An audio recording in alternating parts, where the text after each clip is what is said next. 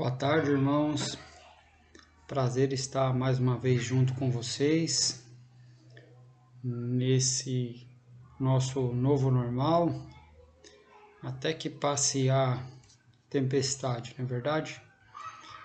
Quero convidar vocês para a leitura de 3 textos.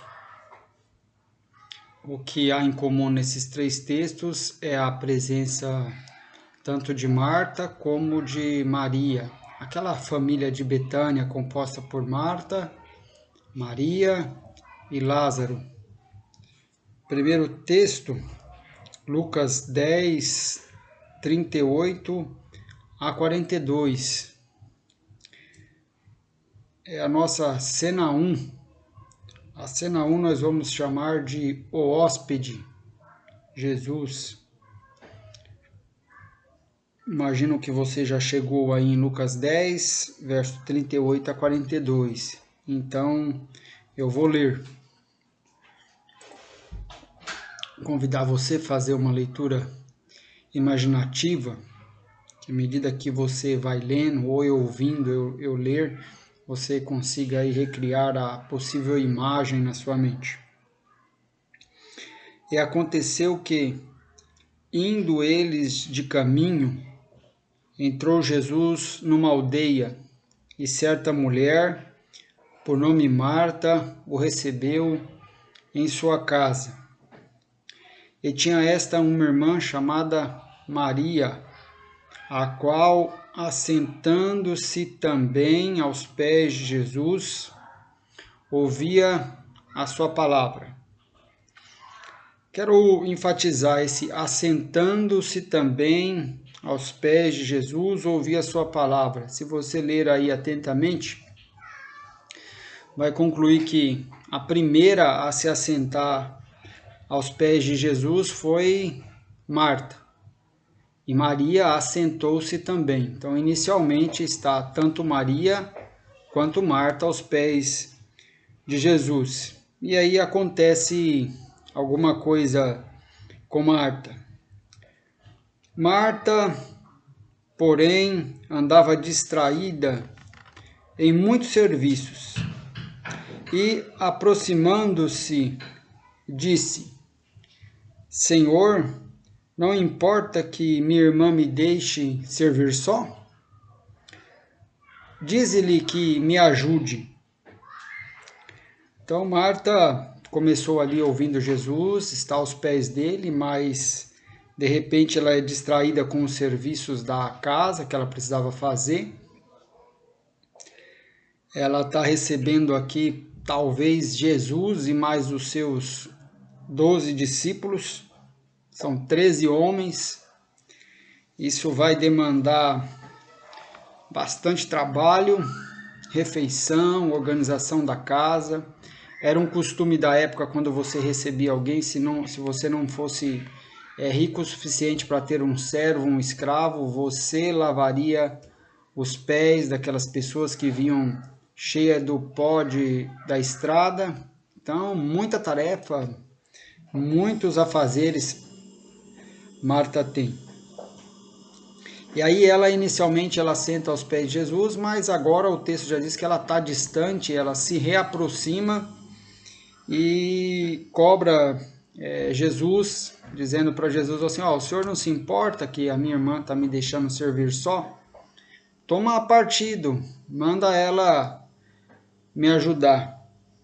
Então ela tem uma teologia, um pressuposto, que ela pensa que Jesus deve intervir nas mínimas coisas a fim de nos poupar, que Jesus é quem vai resolver os nossos conflitos familiares, conflitos no trabalho. Ela tem assim uma certa dificuldade de entender a missão de Cristo. Ela acha isso, que Jesus está aí para resolver esses probleminhas da casa da gente. E, na verdade, ele nos dá a sabedoria para nós resolvermos o que é possível resolver. Algumas coisas realmente não são perfeitas. E aí, respondendo, Jesus disse-lhe: Marta, Marta, estás ansiosa e afadigada com muitas coisas, mas uma só é necessária, e Maria escolheu a boa parte, a qual não lhe será tirada. Então ele faz aqui um diagnóstico da alma de Marta, diagnóstico preciso, correto, direto, sem margem de erro, diagnóstico absoluto ele faz, ele é Deus, ele é onisciente, e identifica que Marta está ansiosa e afadigada. Ele não diz que Marta é ansiosa e que Marta é cansada, ela está ansiosa, está afadigada, então é possível sair desse estado. E aí, o cansaço dela, nós não sabemos se é um cansaço físico, ela está afadigada, ou se é aquele cansaço que nos abate da repetição do dia a dia, tipo, amanhã é segunda, eu estou cansado, é mais um dia, igual aos outros. Esse é mais complexo de nós sairmos dele. O primeiro, físico, é mais fácil, basta sono reparador, férias, a gente se recompõe. Esse cansaço das atividades em si pela repetição é mais complexo. E aí ele diz que ela estava cansada e afadigada não com uma, duas coisas, com uma preocupação específica, não, é com tudo. Tudo preocupava, tudo cansava ela. E aí ele diz que a irmã dela, Maria, escolheu a boa parte naquele momento, que era ouvir a sua palavra, e não lhe seria tirado isso, muito menos ele. Ela está pedindo para que ele faça Maria mudar de posto, que vá lá Maria também ajudar agora nos serviços de casa, mas ele diz que ele não vai fazer isso. Ele, com todo o amor, nega o pedido dela, porque o pedido dela é incoerente. Então, isso é a cena do hóspede, Lucas 10, 38 a 42. Agora nós vamos para a cena que eu chamaria o morto, que é a cena de logo após a morte de Lázaro, o irmão delas. Está lá em João, capítulo 11, versos 19 a 32. Começa da seguinte forma. Lázaro já tinha morrido. O contexto anterior diz que Jesus foi avisado que Lázaro estava doente, à beira da morte. Elas estão esperando que Jesus chegue correndo antes que Lázaro morra. E Jesus se demora no lugar mais ali alguns dias e Lázaro morre. E muitos dos judeus tinham ido consolar a Marta e Maria acerca de seu irmão. Ouvindo, pois, Marta que Jesus vinha, saiu-lhe ao encontro. Maria, porém, ficou assentada em casa. Disse, pois, Marta a Jesus: Senhor, se tu estivesses aqui, meu irmão não teria morrido. De novo, uma cobrança dela para Jesus. Ela pensa que Jesus deve estar presente para evitar tristeza. Se Jesus estivesse lá, Lázaro não teria morrido, ela não estaria sofrendo. E há muitas pessoas que pensam assim, né, que Jesus está com a gente para evitar que as coisas aconteçam. E se coisas acontecem, ele se pensa que ele nos abandonou. É um pensamento muito fraco, porque pensar que alguém que vá à cruz por nós, morrer por nós, possa nos abandonar, é brincadeira, né? Quase brincadeira. Porque Deus nos amou de tal maneira que deu o seu Filho unigênito para que todo aquele que nele crê não pereça. Alguém que dá o seu Filho para morrer no nosso lugar não nos abandona. Mas também agora sei que tudo quanto pedires a Deus, Deus lhe concederá. Ela tem teologia, uma mulher que tem ensino, tem conhecimento, ela sabe que a comunhão do filho com o pai é tal que o que o filho pedir, o pai faz. Se o filho pedir Lázaro para o pai ressuscitar Lázaro, ela sabe que Deus concede para ele, por causa da comunhão estreita. E Jesus diz para Marta: teu irmão há de ressuscitar. E ela diz: eu sei que há de ressuscitar na ressurreição do último dia. Ela tem uma teologia da escatologia, das últimas coisas, ela conhece. E Jesus diz para ela: eu sou a ressurreição e a vida, quem crê em mim, ainda que esteja morto, viverá. E todo aquele que vive e crê em mim, nunca morrerá. E pergunta: você crê nisso? Aí ela responde: sim, Senhor, creio que tu és o Cristo, o Filho de Deus que havia de vir ao mundo. E, dito isto, partiu e chamou em segredo a Maria, sua irmã, dizendo: o mestre está cá e te chama. Ela, ouvindo isso, levantou-se logo e foi ter com ele. Pois Jesus ainda não tinha chegado à aldeia, mas estava no lugar onde Marta o encontrara. Então esse encontro se dá antes de Jesus chegar na casa, elas fazem a outra parte do caminho e encontram ele no meio. Tamanha é ali a apreensão por causa da morte. Vendo, pois, os judeus que estavam com ela em casa e a consolavam, que Maria apressadamente se levantara e saíram, seguiram-na, dizendo: vai ao sepulcro para chorar ali. Tendo, pois, Maria chegado aonde Jesus estava e vendo, lançou-se aos seus pés, dizendo-lhe: Senhor, se tu estivesses aqui, meu irmão não teria morrido. Interessante que elas lidam com a morte de maneira diferente, isso é próprio da personalidade. Marta faz uma cobrança em cima de Jesus, fala: se você tivesse aqui, meu irmão não estaria morrido. O que ela está querendo dizer é: por que você não veio antes para evitar isso? É duro isso, né?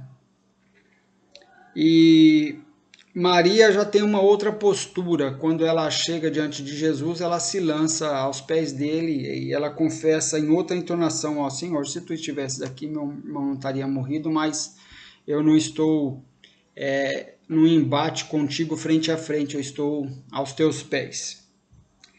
E agora a cena 3, em João, capítulo 12, 1 e 3, vamos dizer que essa cena é uma refeição tranquila.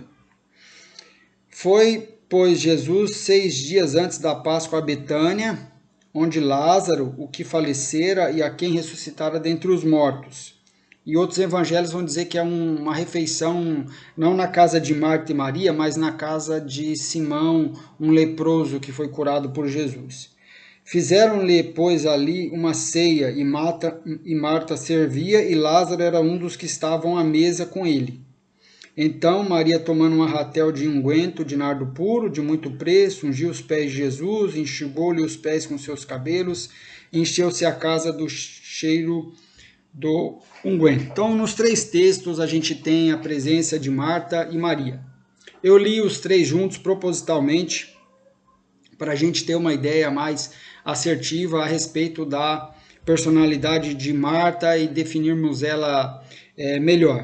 Isso porque quando eu falo Marta para você, se você é mais ou menos igual eu era, antes de analisar melhor, a gente tende a pensar nela, taxar nela como aquela mulher ansiosa e afadigada que ao invés de ficar aos pés de Jesus, foi cuidar dos afazeres da casa. Não é assim que a gente tem de pensar?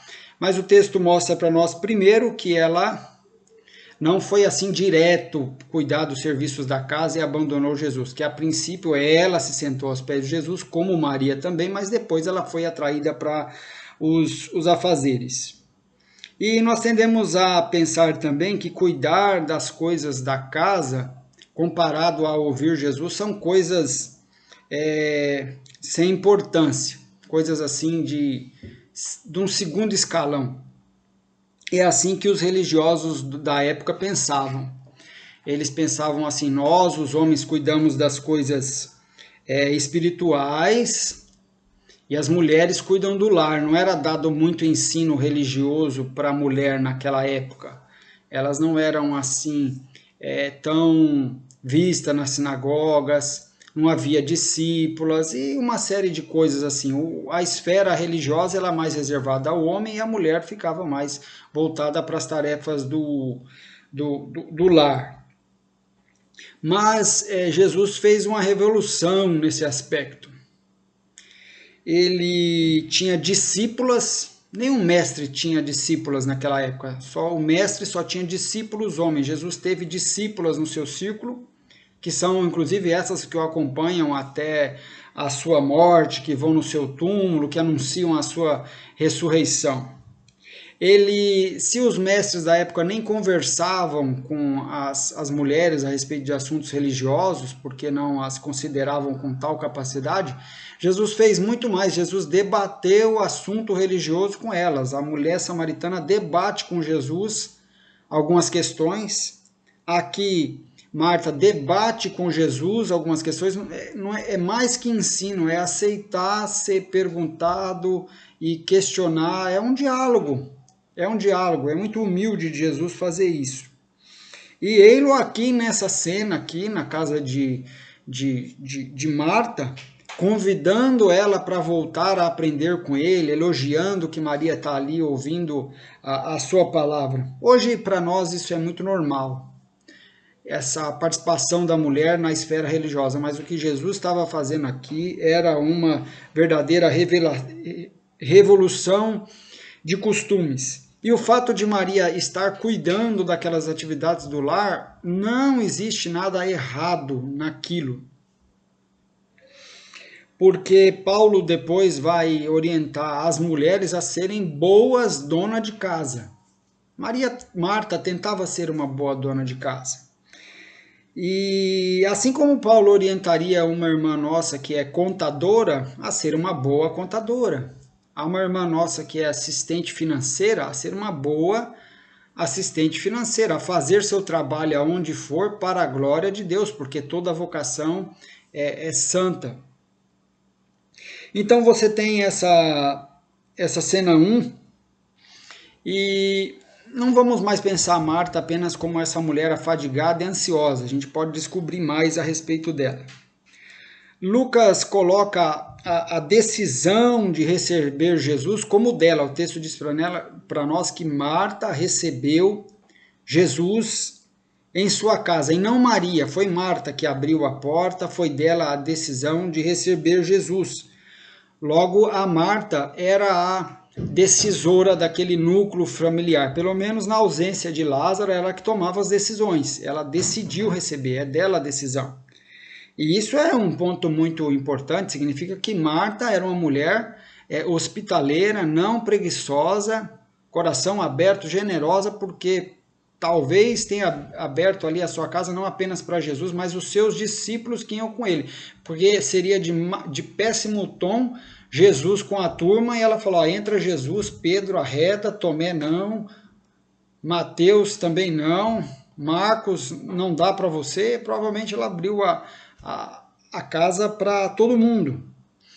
A pena foi essa discussão familiar que houve dela com Marta, esse desentendimento na frente do hóspede. Isso é péssimo, não é verdade, irmãos?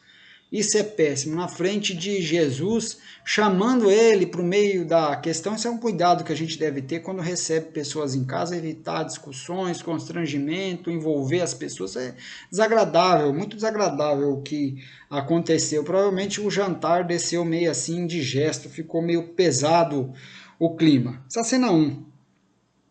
Na cena 2, nós confirmamos outro traço na personalidade de Marta, que ela é proativa, ela é a pessoa que toma a decisão. Por que eu estou dizendo isso? Porque a Bíblia diz que ela foi ao encontro de Cristo, não esperou ele chegar, ela foi proativa, ela interpelou ele no meio do caminho, ao passo que Maria ficou assentada em casa, e Maria não foi voluntariamente ao encontro de Cristo, ela foi obediente ao encontro de Cristo quando recebeu o recado de ir chamá-lo.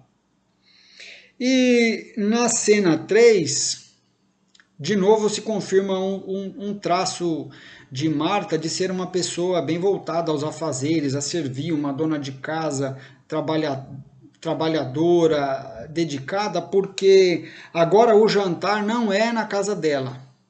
O jantar, se você ler os outros evangelhos, ou o almoço, que o seja, é na casa de Simão, o leproso curado. Então, teoricamente, Marta não teria a obrigatoriedade de estar ali servindo a mesa, e ela é a figura central, exclusiva, que aparece servindo. Olhando agora a personalidade de Maria, ela parece sempre mais passiva, não é ela que recebe Jesus, que toma a frente para esse assunto, não é ela que vai atrás de Jesus, ela é chamada, e numa posição mais contemplativa, pronta a ouvir, pronta a ficar aos pés, pronta a oferecer um perfume, fazer uma dedicação carinhosa a Jesus, esse perfil mais contemplativo, mas muito firme também, muito firme, porque ela, quando Maria questiona a posição dela de não ir ajudar no serviço, ela é firme no que ela está fazendo, ela permanece ali ouvindo Jesus, a ponto que Marta tem que pedir uma intervenção de Cristo para ver se assim ela vai, porque Marta chamando Maria para ir cuidar dos serviços e deixar de ouvir Jesus não é suficiente, ela é firme. E na terceira cena também da refeição, na casa de Simão leproso, quando ela faz essa oferta de perfume, ela vai encontrar oposição de todo o colégio apostólico dos 12 discípulos e uma forte oposição de Judas, dizendo, olha, que desperdício. Mas ela é firme. E uma observação também, ela nunca se defende. Ela não se defendeu da acusação de Marta e ela não se defendeu da acusação dos discípulos. Seria bacana você ler esse texto depois. Ela não se defende. Jesus defende ela nas duas ocasiões. Ela não se defende. Jesus defende isso. Isso é próprio de uma pessoa que sabe se conter. Ela é uma pessoa que não se vê sempre obrigada a responder e se defender. Confia que Jesus muitas vezes intervém e fala por nós e nos defende se nós temos a razão. E nas três cenas, é interessante, nas três cenas, a geografia que nós encontramos, ela é a mesma. É aos pés de Cristo. As três vezes. Cena 1, aos pés de Cristo. Cena 2, aos pés de Cristo. Cena 3, aos pés de Cristo. Onde é o melhor lugar para nós estarmos? Onde é o lugar certo para nós estarmos? Antes de tudo, é aos pés de Cristo. Uma hora ela está aos pés de Cristo ouvindo, outra hora ela está aos pés de Cristo chorando. Todo mundo acha que ela vai para o sepulcro chorar, mas ela vai chorar em Cristo. E aos pés de Cristo oferecendo o melhor perfume que ela poderia dar. Afinal, o que há de errado com Marta? Ela é só uma mulher ansiosa e afadigada? Será que é isso que te definiria? Exclusivamente uma mulher ansiosa e afadigada? Não, você é muito mais que isso. Você talvez já saiba que você é uma mulher ansiosa e afadigada, ou um homem ansioso e afadigado, mas você é muito mais que isso. Você não é isso, você está assim, mas você não é isso. Foi o que Jesus disse para Marta, ele falou, você está cansada e afadigada, não disse você é assim, você está, ficou por uma sequela de coisas. Ela é muito mais, ela é líder. Ela é líder, ela que propôs abrir a porta da casa para Jesus, ela que toma a iniciativa de ir ao encontro dela. Ela é hospitaleira, ela é ativa, nas três cenas ela está em movimento, é Maria que aparece na segunda cena sentada. Ela é uma pessoa questionadora, questiona Maria, questiona Jesus, aí ela vai um pouquinho longe demais. Uma pessoa que cobra Jesus, inclusive, né? Olha, se você tivesse aqui, meu irmão não teria morrido. E a outra fala dela, olha, você não se importa não que a Maria está me deixando servir só, o senhor não vai tomar partido? Manda ela vir ter comigo, cobrando. Ela tem conhecimento das coisas espirituais, você vê isso muito bem na cena 2, ela diz, eu sei que ele vai ressuscitar no último dia, eu sei que tua comunhão com o Pai é tal que o Senhor pedir, ele te concede. Eu sei que tu és o Cristo, o Filho de Deus que havia vir ao mundo. É uma pessoa com conhecimento teológico. Mas também ela é uma pessoa que não está sabendo escolher. Que cuidar desses serviços de casa era muito importante, até orientado biblicamente. Mas, naquele momento, era hora de ouvir. Ela também está cansada, ansiosa, distraída, porque ela começa ali na cena a ouvir Jesus aos pés dele, mas vai batendo aquele negócio, aquela inquietude, que você sabe bem do que eu estou falando, e de repente você perde a concentração e pula para uma outra tarefa e para outra tarefa, sabendo que aquela não era a necessária naquele momento. Você já viveu isso? A agenda dela precisa ser simplificada e ordenada. Ela está com a agenda muito cheia, principalmente a agenda mental dela. Uma agenda mental cheia é péssima. Muitos pensamentos, muitas coisas por fazer. Uma agenda mental é péssima. Precisa ser simplificada e ordenada. Jesus diz para ela, olha, pouca coisa é necessária. Na verdade, uma só. E Maria escolheu a boa parte e não lhe será tirada. Porque uma agenda muito cheia produz mais ansiedade, mais fadiga, mais cansaço. Infelizmente ela está muito amargurada, é a amargura que nós lemos nas palavras dela. Olha, você não se importa que a minha irmã me deixe assim servir só. Está auto-vitimizada, ela se coloca como uma vítima da situação. Olha, sou eu que carrego esse negócio todo aqui nas costas. Ninguém participa, ninguém ajuda.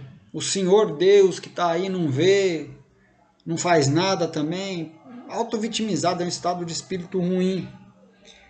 Ela tem dificuldades em entender assim a missão de Cristo, pensa que Cristo veio a priori para resolver esses probleminha nossos do dia a dia, esses conflitos. Então, se Cristo não resolve é porque ele não se importa, porque ele não liga.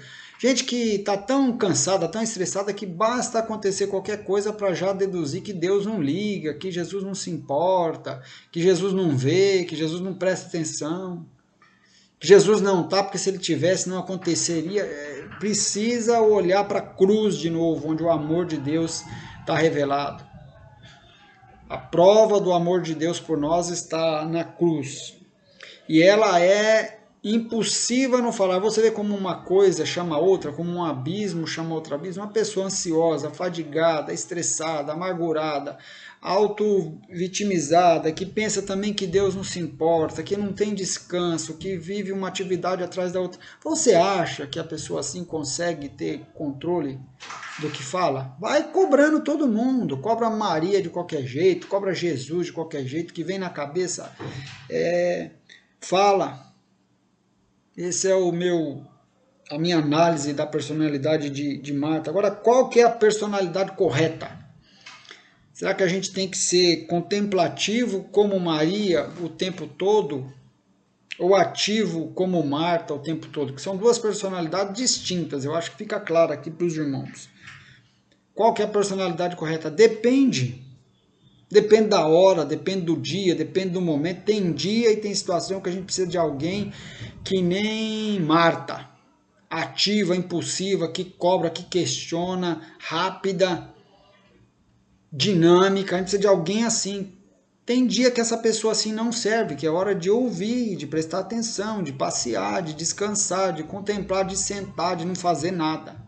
Então, qual a personalidade correta? Depende.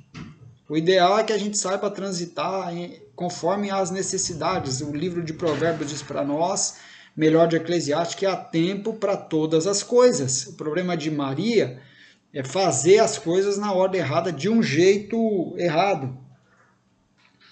O que Marta precisa desenvolver?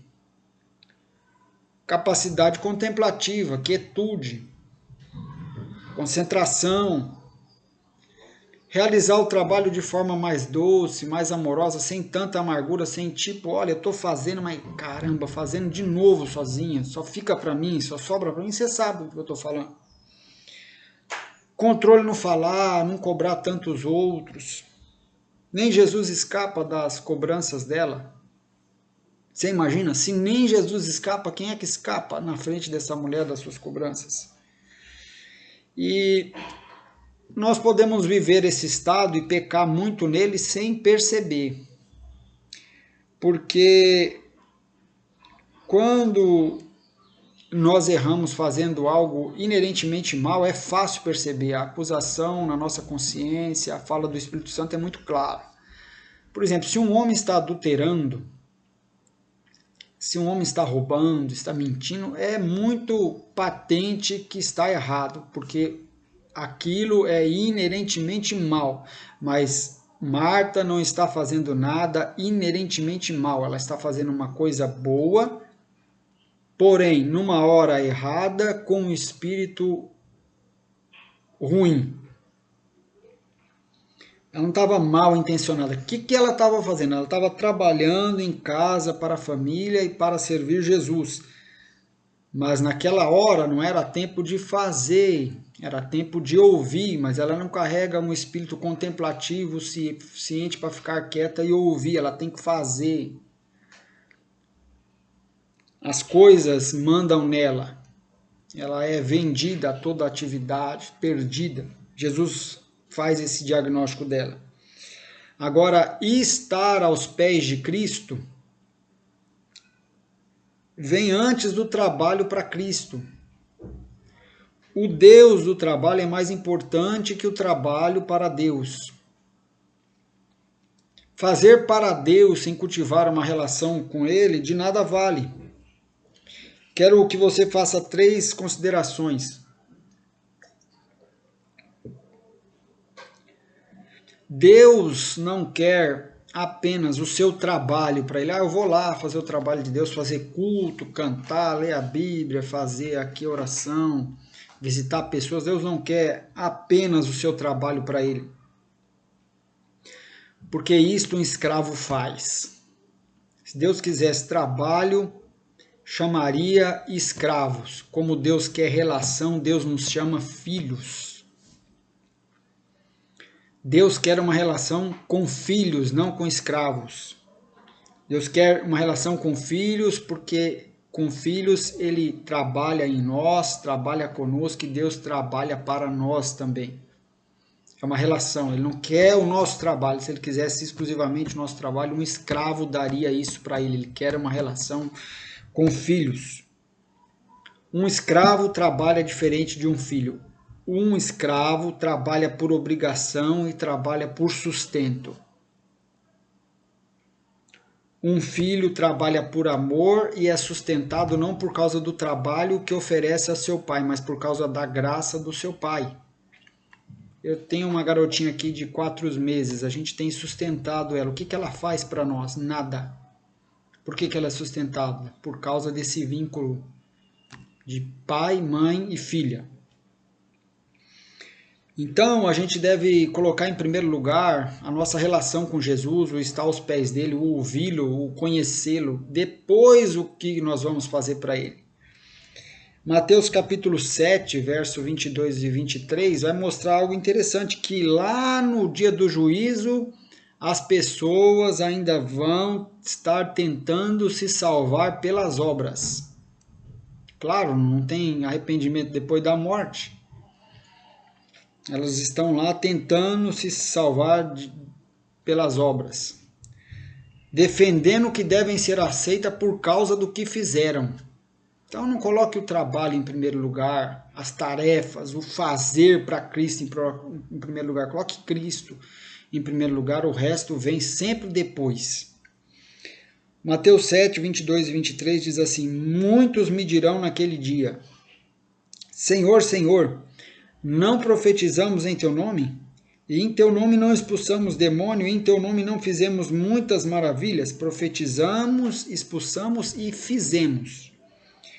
E Jesus lhes diz abertamente: nunca vos conheci, apartai-vos de mim, vós que praticais a iniquidade. O trabalho como meio de ser aceito. Porque eu fiz, o Senhor tem que me aceitar. Eu fiz em teu nome, eu fiz para ti. Agora o Senhor me deve a aceitação. O filho pródigo, quando volta, bem intencionado, arrependido, mas equivocado. Lucas 15 e 19, ele vai dizer o seguinte: já não sou digno de ser chamado seu filho, faze-me como um dos teus jornaleiros. O filho pródigo oferece trabalho para ser aceito. Fala, olha, eu não tenho dignidade para ser filho, para ser tratado como filho, mas me contrata como jornaleiro, eu te dou o meu trabalho e você me coloca aí. E veja na história se o pai aceita isso. É tentador, irmãos, pensar que nosso valor para Deus vem do que fazemos. O nosso valor para os irmãos vem do que fazemos. Está errado também. Claro que embora haja recompensa por causa das obras feitas em amor, a galardão, existe a doutrina do galardão na Bíblia, a nossa aceitação não é baseada no nosso trabalho. Deus nos aceita por causa do trabalho de Cristo. Então Marta recepciona Jesus aos seus pés, mas rapidamente perturbada e distraída pelas tarefas, cede. Volta para o realizar e deixa de ouvir. Então você observa que o que te atrapalha, o que me atrapalha a ter devocional, a ter tempo de quietude, ouvindo as palavras de Jesus, nem sempre é uma coisa ruim. Às vezes é uma coisa boa. Uma coisa que inerentemente não é má, é uma coisa boa, é uma tarefa, é bom cuidar da casa, é bom levar o carro para lavar, é bom realizar o trabalho, é bom, são coisas boas, mas que na hora errada nós trocamos, deixamos de escolher a melhor parte. E Marta é tola, porque a característica do tolo é que ele não sabe escolher, ele escolheu aquilo que não era a prioridade. E aí a gente não sabe se após aquela repreensão ela se converteu. Mas o que Jesus diz para ela, estás ansiosa e afadigada com muitas coisas, é impressionante. É impressionante como a alma humana não muda. Como que há mais de 2000 anos atrás, alguém pudesse já estar nesse estado. Ansioso, afadigado, distraído, com a agenda lotada. Há 2000 anos atrás já tinha gente assim. Sem a indústria do entretenimento nessa época, para distrair as pessoas, não tinha Netflix, não tinha ainda Hollywood com as suas produções, não tinha Globoplay, não tinha 5G, não tinha Facebook, não tinha PlayStation, não tinha Xbox, não tinha Instagram. Numa casinha pequena em Betânia, simples, uma mulher apenas com uma função, que era a função de doméstica, já recebe esse diagnóstico, está ansiosa e afadigada. Você imagina hoje se Jesus for na nossa casa, nos visitar e for apresentar para nós o diagnóstico, o que vem por aí? O que é que Jesus está querendo falar com a gente, irmãos?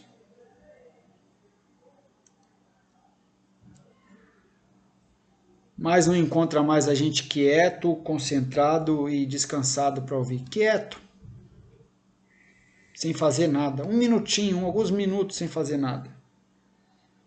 Concentrado. Agora mesmo eu estou pregando essa mensagem, eu tenho lá minhas dúvidas se você não está com outra janela do celular aberta, fazendo 22 coisas ao mesmo tempo. Será que Jesus consegue comunicar com gente assim? Ele não conseguiu com Marta. E descansado para ouvir. Ela não pode ouvir com qualidade porque ela está muito cansada. Muito cansada. Às vezes a gente também sobrecarrega o dia inteiro com 1000 coisas. No final do dia vai lá abrir a Bíblia para ler. Ler o quê, irmão?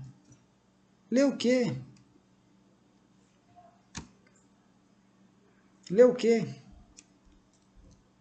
Se você não está descansado para ouvir demanda energia da nossa parte. Jesus é atencioso e atento. Um toque, lembra uma das últimas pregações? Um toque na sua veste, ele percebeu. Mas a gente muitas vezes não é nem atencioso, nem atento mais com ele. E depois vai lá com a acusação, o senhor não se importa, o senhor não sabe. Vamos se enxergar, né? Vamos se enxergar. E se a gente recebe esse diagnóstico, se essa mensagem hoje traz o diagnóstico seu, você homem, você jovem, você criança, você mulher, Esse é seu diagnóstico? Você tem qualidades, mas se tornou uma pessoa ansiosa, fadigada, distraída. Você é responsável por atuar nas causas de cortar Instagram, cortar Facebook, cortar Netflix, parar com as séries e reservar tempo aos pés de Jesus para ouvi-lo. Você já não recebeu o diagnóstico? Agora você precisa atuar, precisa tomar os remédios necessários, precisa reordenar a agenda, simplificar, para algumas tarefas dizer não, dividir as coisas do lar com mais gente, para se resolver na vida, porque se você não fizer nada, você vai ficar cada vez pior e vai piorar os outros em tua volta. É sério o que eu estou falando. E aí a gente fica querendo que Jesus converta as pessoas quietas à nossa loucura. Ela chega para Jesus e fala, não te importa que minha irmã me deixa servir só, tira ela aí dos seus pés aí, e ela manda me ajudar. Não é assim que você tem ficado? Querendo que Deus converta o mundo todo à sua pressa.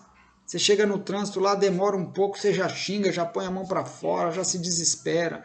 Chega no elevador, o elevador não desce rápido para você. Vai num balcão, pede atendimento para uma pessoa, a pessoa é mais lenta, você também já não gosta. Vivendo num inferno de pressa e de fadiga e de cansado. Jesus te ama, mas não quer te ver assim não. Marta, Marta, estás afadigada e ansiosa com muitas coisas, uma só é necessária. Maria escolheu a melhor parte. Maria escolheu a melhor parte, a gente precisa saber escolher a melhor parte. E aí os nossos pedidos para ele não são atendidos porque a gente pede para ele o absurdo, aquilo que não tem nada a ver com ele. Viu que o absurdo que ela pediu para ele, falou, manda Maria sair daí e vir me ajudar. Ele não concorda com isso, ele diz, não, eu não vou tirá-la daqui. A gente reclama às vezes orações não ouvidas, mas são orações também absurdas.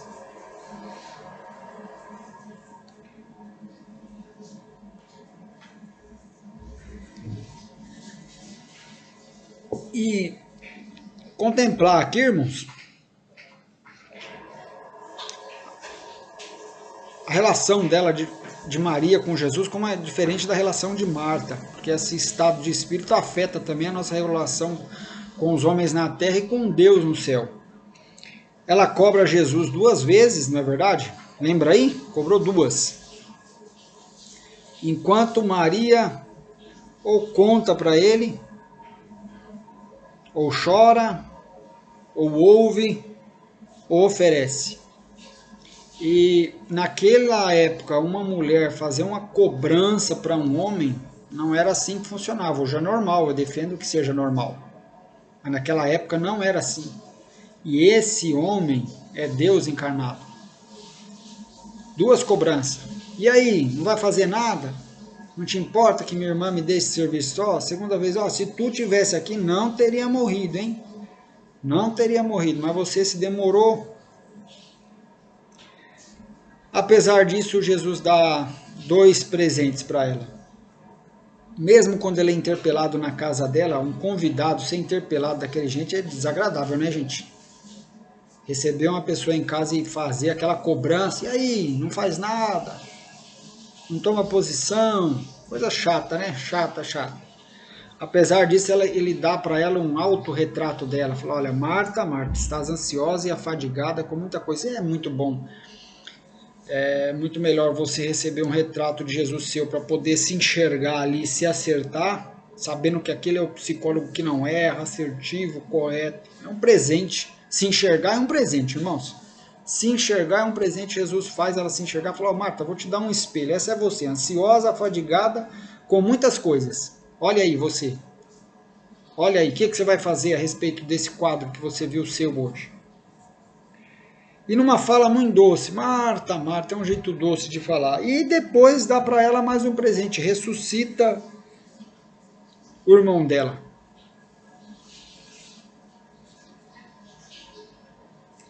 Marta faz algo bom, mas na hora errada, de um modo ruim. Ela está amargurada, sente-se injustiçada pelas cargas que carrega, mas são as cargas que ela escolheu, porque lá no almoço, na casa de Simão o leproso, onde ela não é a anfitriã, quem aparece lá servindo? Então, já que você decidiu fazer, faça com amor, faça de bom coração. Não faça fazendo disso uma dívida para os outros, não, viu? Cobra Marta e cobra Jesus e acha que ninguém se importa com ela. Ela faz, você faz, mas como a gente anda fazendo? Se ela não se converter, quanto mais ela fizer, pior ela ficará. Quanto mais ela trabalhar, quanto mais ela realizar, mais encher a agenda, ela vai ficar cada vez mais amargurada, mais injustiçada, mais ansiosa, mais afadigada, porque sem amor nada aproveita. Claro que Maria tem que também participar mais, dividir as tarefas com ela, mas se Marta não mudar o que Maria faz, sempre vai ser pouco. Sempre vai ser pouco. E aí o que nós precisamos não é saber que as pessoas têm personalidade diferente, é aceitar que as pessoas têm personalidade diferente, há certos traços aceitáveis e há certos traços que a pessoa precisa trabalhar com a ajuda de Deus para mudar. Ser ansiosa e afadigada, ficar cobrando as pessoas, se sentindo amargurada, injustiçada, é algo que a pessoa tem que fazer alguma coisa em respeito para o bem dela, para o bem das pessoas que moram naquela casa, para o bem de muita gente. Toda pessoa, toda personalidade, irmãos, qual que é a personalidade certa? Maria ou Marta? Responde aí para nós. A verdade é assim, toda personalidade carrega virtudes por causa de nós sermos a imagem de Deus. Carregamos virtudes por causa da graça comum que nos foi preservada, o homem carrega virtudes. Mas todos nós também carregamos pecados, carregamos defeitos, porque o homem caiu. Então tem esses dois polos. Então você não pode dizer, eu sou um lixo, eu não sirvo para nada. Não, não é assim que Jesus diagnostica Marta. Não é verdade isso, mas também não vai se achar o máximo também, né? Vai se achar o máximo. Para terminar, Filipenses 2, 3, 14. Porque Deus é o que opera em vós, tanto querer como o efetuar, segundo a sua boa vontade. Então, quando Deus opera em nós o querer, Ele também está operando em nós o efetuar, há um jeito próprio da gente fazer as coisas, que é o que o versículo 14 diz. Fazei todas as coisas sem murmurações nem contendas. Isso é o que está faltando para Marta. E esse é o trânsito que a gente tem que fazer. Às vezes a gente está aqui, a gente se tornou pessoa não contemplativa, mas pessoa ociosa. Então a gente tem que se mover aqui para o meio, aqui para um lugar aqui onde a gente tem tempo para contemplar e tem tempo também para agir, onde a gente contempla ativo. Às vezes a gente está lá na ponta, lá já hiperativo, hiperansioso, isso é fatigado. Aí Jesus quer nos trazer para o meio. Tá bom? Que Deus o abençoe. Pega esse diagnóstico aí. Eu tenho certeza que o que eu falei aqui foi de Deus. Foi Deus que colocou no meu coração a palavra dele que eu falei, que Deus falou muito especificamente aí a situação de alguém, a situação de todos nós. Pegamos esse diagnóstico aqui, a gente tem que fazer alguma coisa a respeito para não sermos essas pessoas afadigadas e ansiosas. Que Deus abençoe, fiquem com Deus. Aproveitar aqui o finalzinho para agradecer o nosso irmão Ailton, vem aí falando conosco algumas quartas-feiras a respeito do Apocalipse de Cristo. E aí surgiu no coração dele, eu achei ótima a ideia. Ele vai fazer assim uma série chamada Apocalipse de Jesus Cristo, com 4 mensagens, onde ele vai disponibilizar isso às sextas-feiras, às 7h30.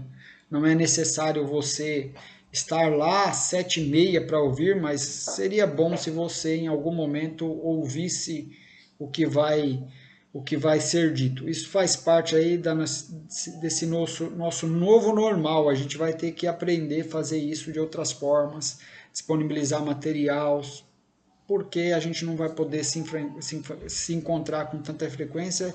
E venhamos e convenhamos, uma vez por mês é pouco. É pouco. Que Deus abençoe. Uma boa semana. Amém.